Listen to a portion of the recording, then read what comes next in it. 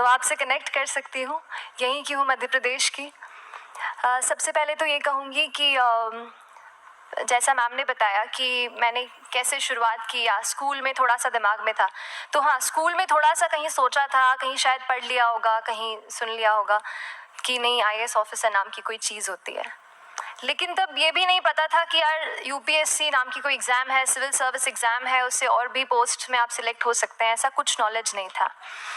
जब मैं अपने कॉलेज लेवल में आई, जब कॉलेज में एडमिशन लिया, मैंने भोपाल से ही प्राइवेट इंजीनियरिंग कॉलेज से केमिकल इंजीनियरिंग किया है, और उस दौरान मुझे, जब मैंने सोचना शुरुआत की कि क्या बनना है, कंटेम्पलेट किया कि एग्जैक्टली क्या करियर चाहती हूँ, तो लगा कि यार कहीं जो पुरानी ड्रीम थी, एक जो सपना था, वो अभी उसको सामने लाना चाहिए।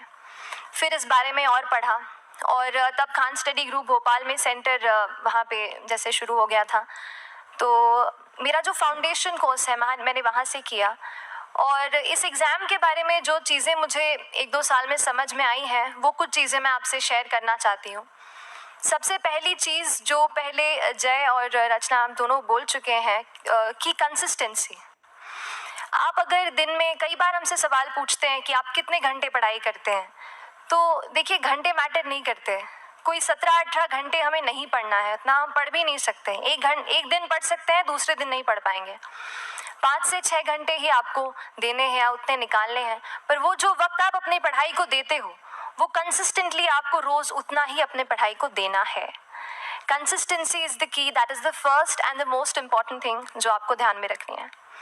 दूसरी चीज़ इस एग्ज़ाम में मुझे लगता है इक्वली इम्पॉर्टेंट है, क्योंकि ये जर्नी लंबी होती है। जैसे एग्ज़ाम ही 1 साल तक चलती है, आप प्रीलिम्स देते हैं, फिर आप मेंस देते हैं, आप इंटरव्यू में जाते हैं पर्सनालिटी टेस्ट के लिए, तो एग्ज़ाम 1 साल तक खुद चलती है। उसके पहले मान लीजिए आप 1-1.5-2 साल पहले से प्रिपेयर कर रहे हो, तो ये जर्नी काफ़ी लंबी रहती है। उस जर्नी में मेंटली अपने आप को मोटिवेट रखना, अपने आप को बूस्ट करते रहना, वो भी इक्वली इम्पॉर्टेंट है, और इसीलिए अपने आप पर भरोसा बेहद ज़रूरी है। You need to have a faith in yourself कि अगर आपने इसमें कदम रखा है, अगर आपने सोचा है कि आप सिविल सर्विस एग्ज़ाम देना चाहते हैं और देंगे, तो आपको ये ठान के उसमें जाना है कि हाँ, मैं ये कर सकता या कर सकती हूँ। ये एक अपना मोटिवेशन, अपने साथ एक फेथ, बिलीफ अपने ऊपर आपको हमेशा रखना है।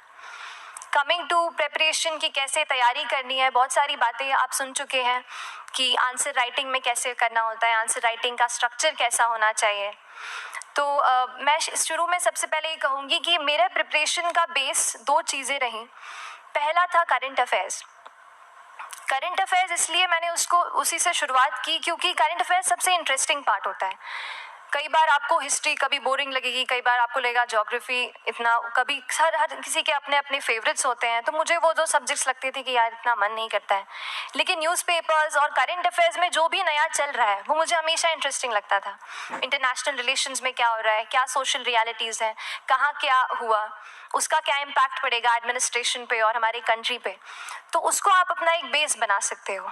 आप करंट अफेयर्स बेस्ड प्रिपरेशन कर सकते हैं, इसलिए भी क्योंकि अगर आप मेंस एग्जाम देखेंगे तो काफ़ी डायनामिज्म आ गया है, केवल प्रीलिम्स में नहीं बल्कि जनरल स्टडीज़ पेपर 2, पेपर 3 में भी आप देखेंगे कई सारे ऐसे सवाल हैं जो करंट इवेंट्स से इंस्पायर्ड होते हैं, उन पे बेस्ड रहते हैं।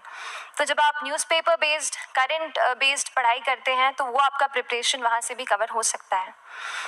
दूसरी जो चीज़ मैंने जिस पे बहुत फोकस किया वो थी आंसर राइटिंग।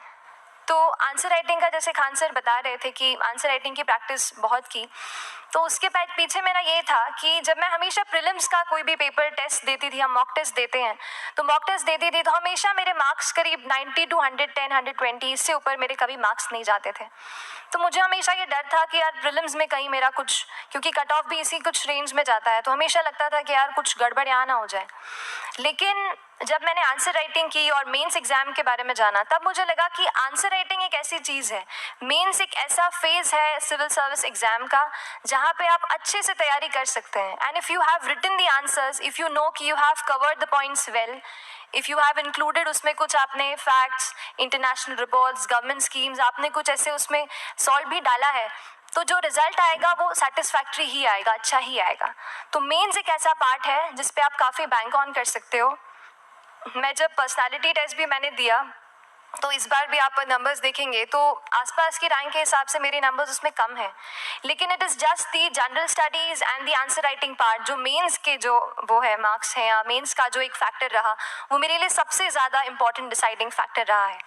तो अपना एक्सपीरियंस यही बताऊंगी कि आंसर राइटिंग पे आप विशेष फोकस कीजिए।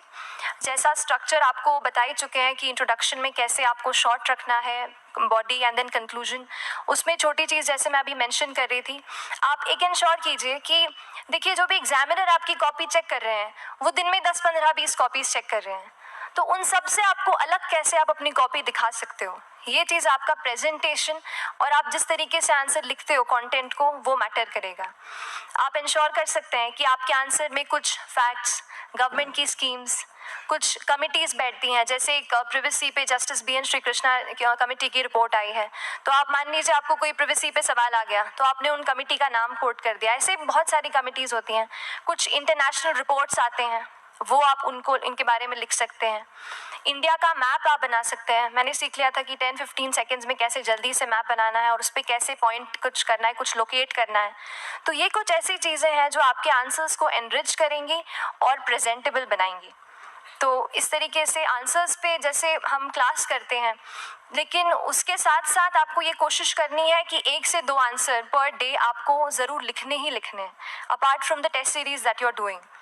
आंसर राइटिंग से 2-3 चीज़ें होती हैं, ना केवल हमारी एक लिखने का हमें समझ आता है हम क्या लिखते हैं कैसा है, पर हमारा कॉम्प्रिहेंशन भी इम्प्रूव होता है।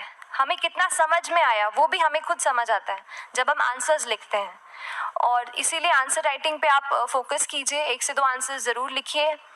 और आंसर राइटिंग के बाद the third pillar of my preparation जो काफ़ी इंपॉर्टेंट जिसने रोल प्ले किया, that was tests and test series and mocks. देखिए हम पढ़ रहे हैं यहाँ पर, I also come to the point कि हम कैसे दिल्ली, भोपाल और इंदौर में प्रिपेयर करके बिना दिल्ली जाए हम कैसे कर सकते हैं, आई कम टू दैट पॉइंट। पर उसके पहले टेस्ट की थोड़ी बात कर लेती हूँ कि टेस्ट देना क्यों ज़रूरी है। हम ये जो एग्ज़ाम दे रहे हैं सिविल सर्विस की, एक ऑल इंडिया लेवल एग्ज़ाम है and this cut throat competition. तो उसके लिए आप केवल पढ़ते रहें, सारी बुक्स, मटेरियल्स, स्टैंडर्ड ये करंट का सब पढ़ लें, लेकिन अगर आप ये नहीं जज कर पाए कि आपका क्या लेवल है at an all India level, तो चीज़ें समझ में आप नहीं, मतलब आप आगे नहीं बढ़ पाएंगे या सही डायरेक्शन नहीं पकड़ पाएंगे। तो इसलिए आप टेस्ट से घबराइए मत। कई बार टेस्ट का इनर्शिया होता है, ऐसे लगता है कि जब तक पूरा सिलेबस कंप्लीट नहीं कर लूँ तब तक टेस्ट नहीं दूंगा, लेकिन सच में बात ये होती है कि जब तक हम GS के मतलब पेपर देने अंदर भी घुसते हैं ना, तब भी उस सेकंड पे लग रहा होता है कि कुछ छूट गया है हमारा। तो ये चीज़ होगी ही, इसीलिए ये मैं कभी मत सोचिए कि जब तक पूरा सिलेबस नहीं कर लूँ टेस्ट नहीं दूंगा। जैसे आपका एक थोड़ा बेस बन जाता है प्रिपरेशन का, आप टेस्ट दीजिए, चाहे वो प्रीलिम्स का MCQ का टेस्ट हो या मेंस का राइटिंग स्किल की प्रैक्टिस हो, टेस्ट पे आप फोकस कीजिए। उसके बाद टेस्ट केवल देने के लिए नहीं देना है, उसको एनालाइज भी अच्छे से करना है। When you get the answer hints, when you get the answer keys, analyse properly कि आपकी क्या गलती हुई है और उससे भी सीखने की कोशिश कीजिए कि क्या कुछ नया मुझे इस टेस्ट पेपर से या इस आंसर कॉपी से मिल सकता है। तो इस तरह से टेस्ट पे भी आप फोकस कीजिए। And I will come lastly to the point कि जब मैंने प्रिपरेशन शुरू की थी अपने कॉलेज के 2nd ईयर 3rd ईयर आते आते, तो मन में बहुत सारे फियर्स थे। मैं भी एक नॉर्मल फैमिली से हूँ, मेरे फैमिली में किसी ने आज तक सिविल सर्विस का पेपर भी नहीं लिखा था, तो मन में बहुत सारे फियर्स थे, डाउट्स थे, क्या होगा, कैसे होगा। तो हो सकता है आपके मन में भी ऐसा हो। और हम जैसे यहाँ रहते हैं, हम सोचते हैं कि दिल्ली जाना तो सबसे ज़रूरी है, उसके बिना तो ये एग्ज़ाम हो ही नहीं सकती। तो उस पर मैं एक चीज़ बताना चाहूँगी कि जैसे KSG जैसे इंस्टीट्यूट है, जो फैकल्टी भी हमें वही मिलती है जो दिल्ली में पढ़ा रहे हैं, तो ये एक बहुत पॉजिटिव पॉइंट है कि क्वालिटी का कोई दिक्कत नहीं आएगी। बस एक चीज़ है, आप ज्वाइन करते हैं class, that will only provide you a direction. वो आपका रास्ता दिखा सकते हैं आपको कि इस रास्ते पर आपको चलना है, लेकिन चलना उस रास्ते पे आपको खुद है। You have to work on your own.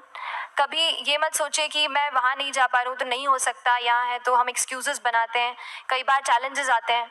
तो मैंने कॉलेज के साथ प्रिपरेशन की, तो उसमें भी काफ़ी दिक्कत आती थी। कभी कभार कॉलेज की एग्ज़ाम होती थी तो इसमें मैं अपना उतना वक्त नहीं दे पाती थी। तो उस मोमेंट पे फिर प्लानिंग ने मुझे बहुत हेल्प किया कि हम किस तरीके से अपने कॉलेज के एग्ज़ाम के लिए प्लान कर लें। जैसे मैंने इंजीनियरिंग की है और मुझे पता है कि हम इंजीनियर्स 1 महीने से ज़्यादा पहले से पढ़ते नहीं हैं। पढ़ते हैं क्या?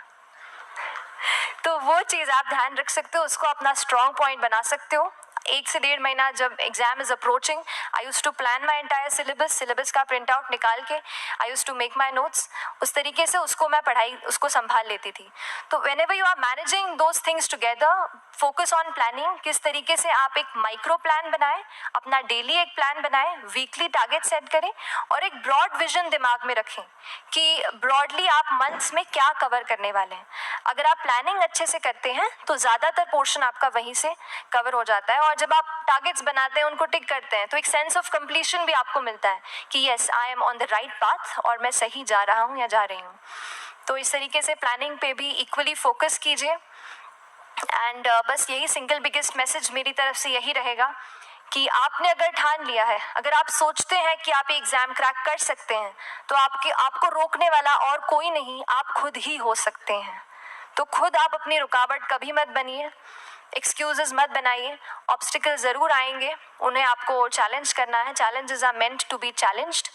तो सही तरीके से अपने ऑब्स्टिकल्स को हैंडल कीजिए, और इस एग्ज़ाम में अगर आप सही स्ट्रैटेजी रखते हैं तो आप अपने एक अटेम्प्ट में ही इसको क्रैक कर सकते हैं।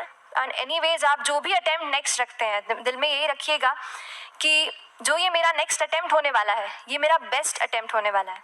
कभी भी इस एग्ज़ाम को हाफ हार्टेडली मत दीजिए कि चलो देख के देखता हूँ कैसा है पैटर्न का एग्ज़ाम का। अगर एग्ज़ाम का पैटर्न देखना है ना, तो घर पे 3 घंटा टाइम लगा के एग्ज़ाम दे दो, पर केवल पैटर्न देखने के लिए एग्ज़ाम अटेम्प्ट मत कीजिए। जब आप एग्जामिनेशन हॉल में जा रहे हैं या कोई अटेम्प्ट आपने सेट किया है, तो अपना सब कुछ उस एग्ज़ाम को दीजिए, अपना टाइम, एनर्जी, फोकस, जितना भी करेक्ट आप उसमें पॉजिटिविटी डाल सकते हैं उसको दीजिए, एंड पूरी तैयारी के साथ ही इस पेपर को दीजिए, and I am sure that you will succeed. So till then, all the very best to you and good luck. Thank you so much.